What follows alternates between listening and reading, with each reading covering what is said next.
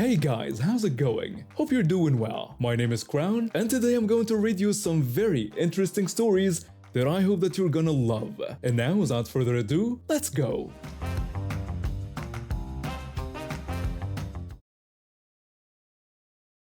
I used to work at a furniture warehouse a few years back. The warehouse had this policy where we'd occasionally help out the customer service department with tricky deliveries. Our customer service manager was a solid guy who always had our backs, so when he asked for volunteers, most of us were happy to help. Plus, it got us out of the warehouse for a few hours, which was a nice change of pace.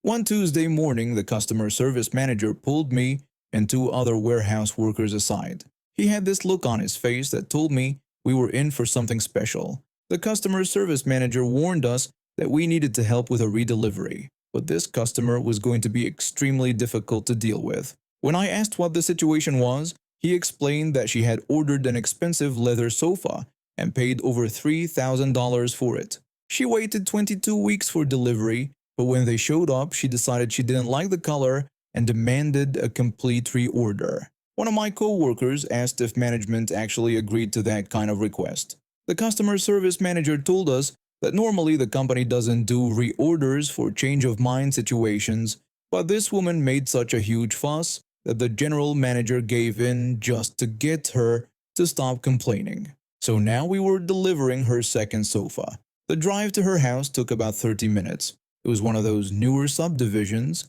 with big houses and perfect lawns. Our contract driver was already there when we arrived, just finishing up unloading this massive three-seater leather recliner from his truck. This thing was a beast, easily the biggest recliner I'd ever seen. It had this heavy metal frame with brackets underneath, and it came with special plastic stoppers that were supposed to go on each foot and bracket edge to protect floors. Standard procedure for any furniture with metal components. We started carrying the sofa toward the front door when this woman appeared. Middle-aged, perfectly done hair. The kind of person who probably asks to speak to managers on a regular basis. Karen started complaining that it was about time we showed up because she'd been waiting all morning.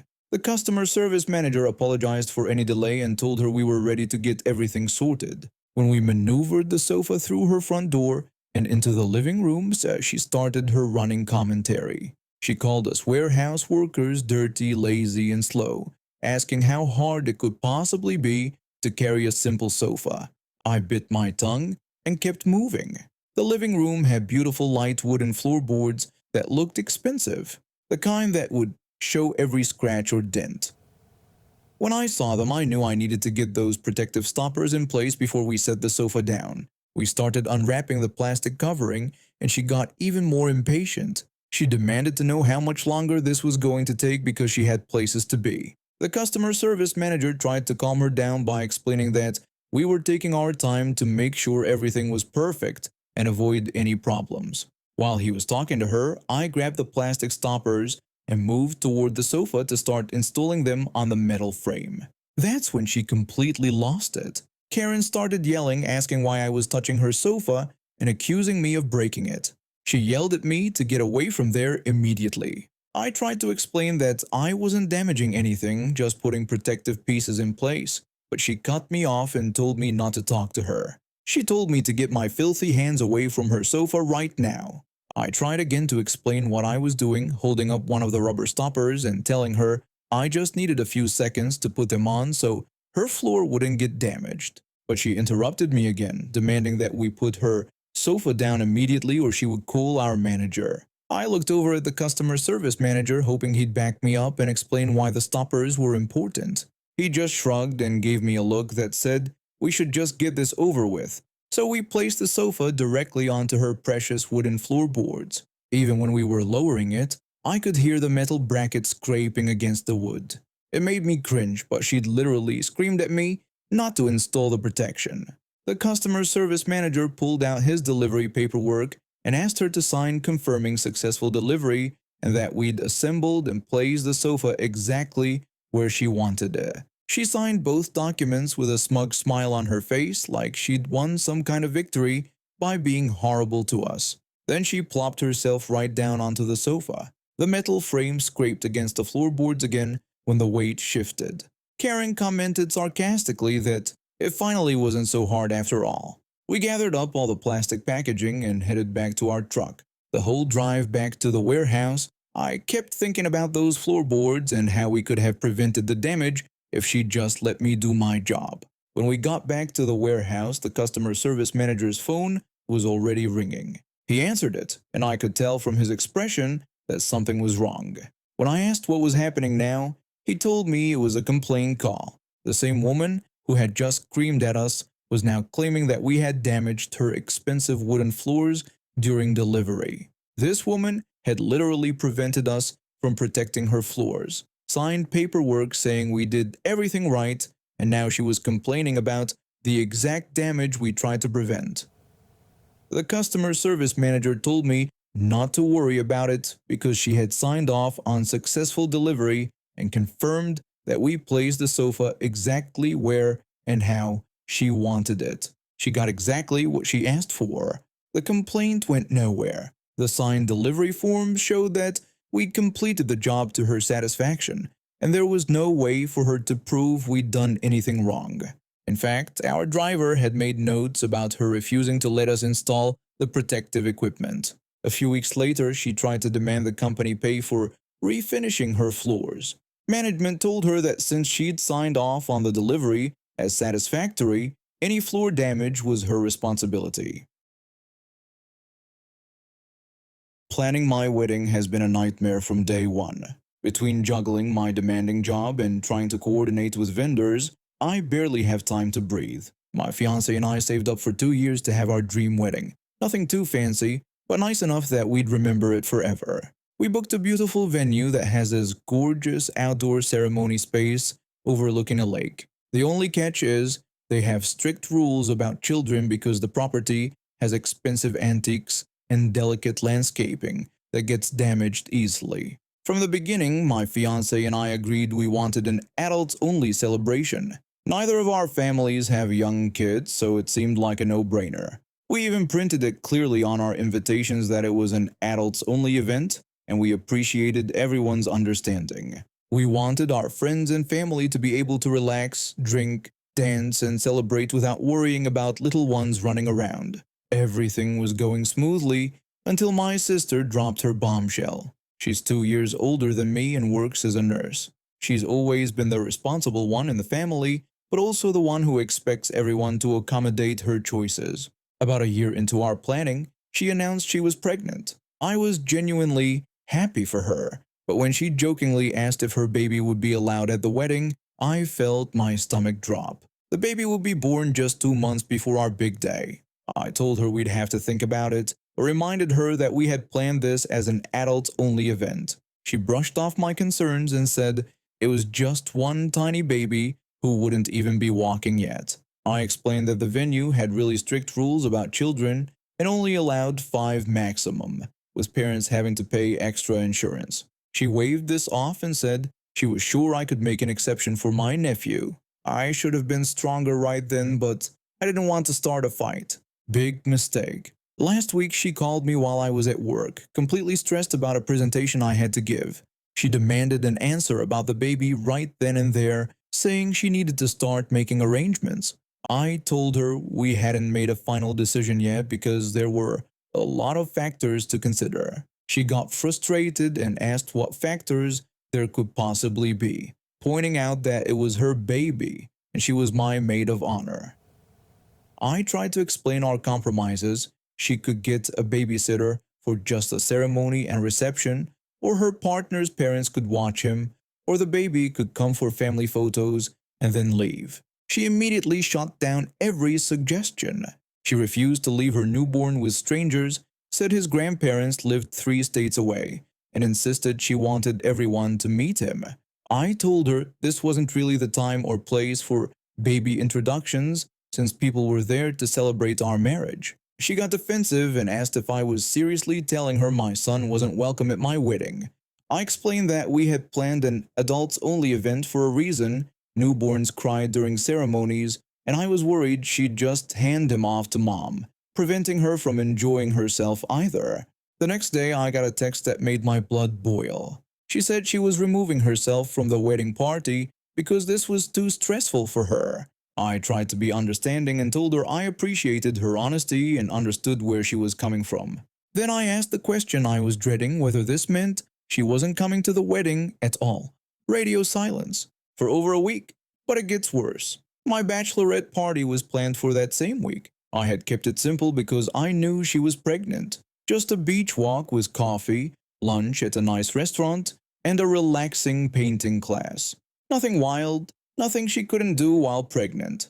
The morning of the party, she texted the group chat saying she couldn't make it because we were doing activities she couldn't participate in.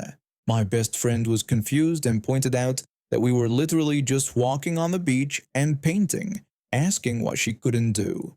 My sister claimed she was pregnant and couldn't be on her feet all day, but I knew the real reason. She was punishing me for not bending to her demands about the baby. At the painting class, my mom looked embarrassed and said she didn't know what had gotten into my sister, calling her dramatic since she got pregnant. My friend agreed it was ridiculous and pointed out it was my wedding, not a baby shower. My mom mentioned that my sister kept saying I didn't understand because I don't have kids. My friend replied that understanding doesn't mean you have to change your entire wedding for one person. The week of my wedding, my sister finally broke her silence, but not to me. She called my mom instead. My mom told me that my sister wanted her to relay the message that she wouldn't be coming to the wedding at all. I asked if she couldn't even tell me herself. My mom said my sister claimed I had made it clear her family wasn't welcome. I protested that her family was welcome, she and her partner were invited. We just asked that they arrange childcare for one evening. Then my mom delivered the final blow. My sister had said I should know that everyone would be talking about why she wasn't there. And that's when it hit me. This wasn't about the baby at all. This was about control. She wanted to be the center of attention at my wedding, showing off her new baby, and when I didn't let her, she decided to punish me by creating even more drama. The wedding day came and honestly, it was perfect. The ceremony went off without a hitch, no crying babies, no distractions. Our families and friends had a blast at the reception. People danced until midnight and everyone kept telling us it was the most fun wedding they'd ever been to. But it gets better. During the reception, my aunt pulled me aside and said she had to tell me something. She revealed that my sister had called her last week trying to get her to boycott my wedding. I was shocked and asked what she meant. My aunt explained that my sister had wanted her to tell other family members that I was being cruel and unreasonable. She said if enough people didn't show up, I'd realize I was wrong. I asked if anyone had listened to her, and my aunt laughed, saying we all thought she had lost her mind because this was my wedding day, not a meet and greet for her baby. Then my cousin chimed in and said she had called him too. She had wanted him to bring up in his speech how sad it was that her son couldn't be there. I asked if he was joking, and he said he told her if she wanted to make a speech about her baby, she could plan her own party. It turns out my sister had spent weeks trying to orchestrate a family rebellion against my wedding. She called relatives, family friends, even some of my friends, trying to paint me as a bridezilla who hated children. But here's the thing, nobody bought it. Everyone could see through her manipulation. 3 months later, she had her baby and threw herself an elaborate party to introduce him to everyone. She invited everyone who came to my wedding, clearly trying to show them what they had missed by not meeting her son at my wedding. Only 5 people showed up. My mom told me later that she was embarrassed by how obvious my sister's jealousy had been. Apparently, she spent the whole party complaining about how I ruined her experience as a new mom by not letting her show off her baby at my wedding. The final nail in the coffin came when she posted on social media about how some people prioritize their perfect day over family bonds. She didn't tag me, but everyone knew exactly who she was talking about. The post got exactly 3 likes. 1 from her partner, 1 from her mother-in-law, and 1 from some random acquaintance. But the comments were gold. People were calling her out left and right. One family friend told her it was my wedding day and to plan her own party if she wanted to show off her baby. A college friend said it was embarrassing that she missed her sister's wedding over a babysitting issue. Even her old nursing school friend commented that as a mom of 3, she could tell my sister that wedding ceremonies are not appropriate places for newborns and that she was being unreasonable. She deleted the post within 6 hours. Now, a year later, we barely speak. She sends the obligatory birthday and holiday texts, but that's it.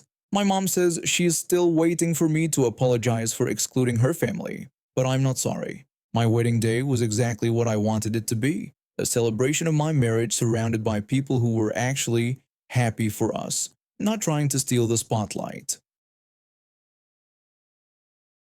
I had just moved into my new apartment a couple of months earlier. This Halloween was supposed to be my first real celebration in my own place. I've been working double shifts at the factory to save up enough for the deposit and first month's rent. Having my own space felt amazing after years of sharing cramped dorm rooms and crashing on friends' couches. The neighborhood seemed quiet enough when I signed the lease. My landlord mentioned that most of the residents were older folks who kept to themselves. Perfect for someone like me who just wanted to come home after long work days and relax. What he didn't mention was a group of college kids who lived 2 streets over and thought the whole area was their personal playground. Halloween night started great. My coworker had invited me to a small party at his place just down the block. Nothing too crazy, just a few people hanging out, watching scary movies, and sharing some drinks. I stayed until about 1:30 in the morning before deciding to head home. The walk was peaceful, and I was looking forward to getting some sleep before my weekend shift. When I approached my house, the motion sensor porch light flickered on.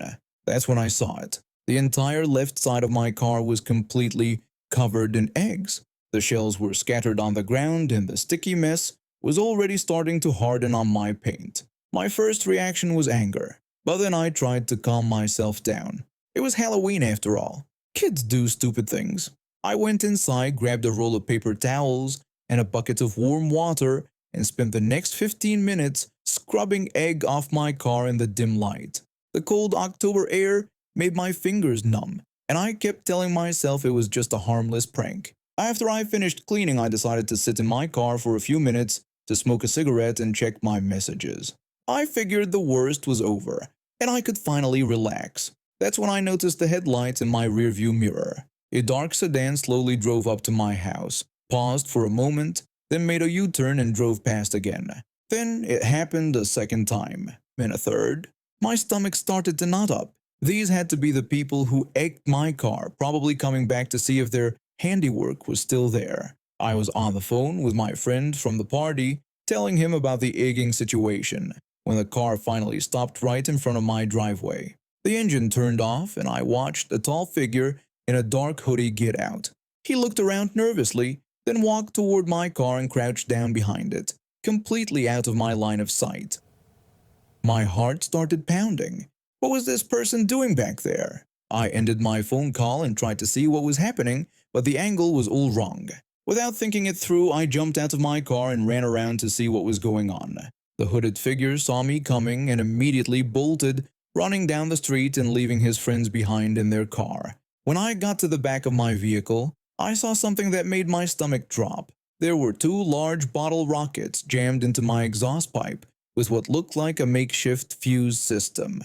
This wasn't just a prank anymore. They had planned to light those rockets while I was sitting in my car. I was shaking with a mixture of fear and rage. This could have seriously hurt me, or worse. I looked over at the sedan that was still parked in front of my driveway. The driver's side window was rolled down and I could see 2 people inside looking terrified.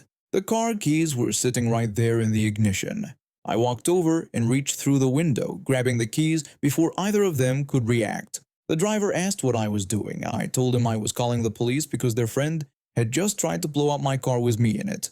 The passenger quickly said they didn't know he was going to do that and claimed they thought it was just going to be another egging. I told them that now they were all going to explain it to the cops. I walked back toward my house with their keys in my hand. Behind me, I could hear them starting to panic. The driver begged me to come back and said they were sorry, asking me to just give them their keys back. The passenger said this was crazy and offered to pay for a car wash or whatever I needed. I called back to them that they should have thought about that before their friend tried to turn my car into a firework. I went inside and dialed 911. While I was explaining the situation to the dispatcher, the pounding on my front door started. The driver yelled for me to open up and give them their keys back right away. The passenger shouted that they knew where I lived and that this wasn't over.